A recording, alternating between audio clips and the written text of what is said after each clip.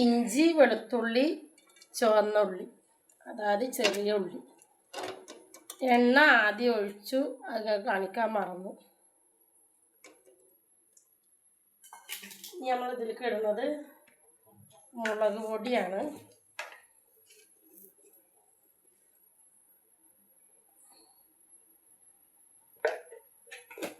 ഒരു 3/4 സ്പൂൺ ഇട്ടിട്ടുള്ളൂ. എരിവിനനുസരിച്ച് ഓരോരുത്തർക്ക് ഇടുക.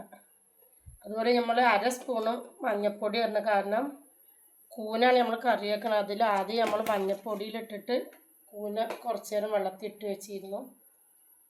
അപ്പോൾ കുറച്ച് മതി. മല്ലിപ്പൊടി നമ്മൾ വളരെ കുറവായിടണം. ആകെ ഇടുന്ന 1 സ്പൂണാണ്.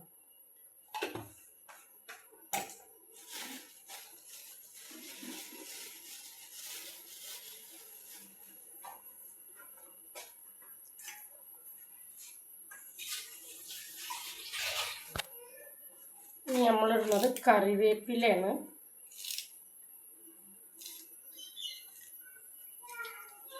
കറിവേപ്പില ഒന്നുണ്ട് ഉടച്ചിടുന്നതാണ് ഇഷ്ടം.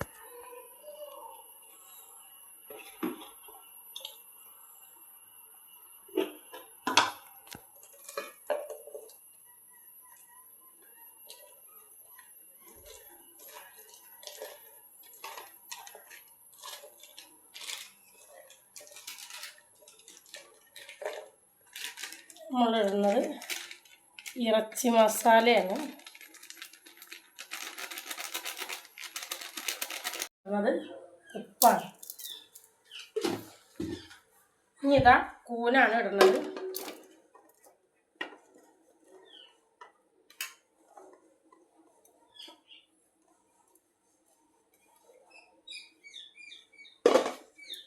നമ്മളിതൊക്കെ കൂടെ കുഴച്ചിട്ട് വെക്കാം.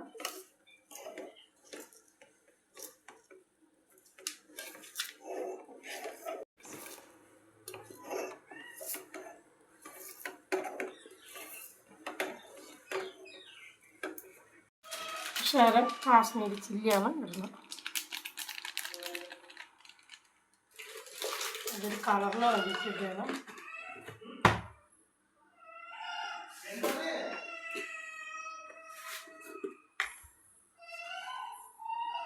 പെരുംജീരകം 1 സ്പൂൺ ഇടുന്നുണ്ട്.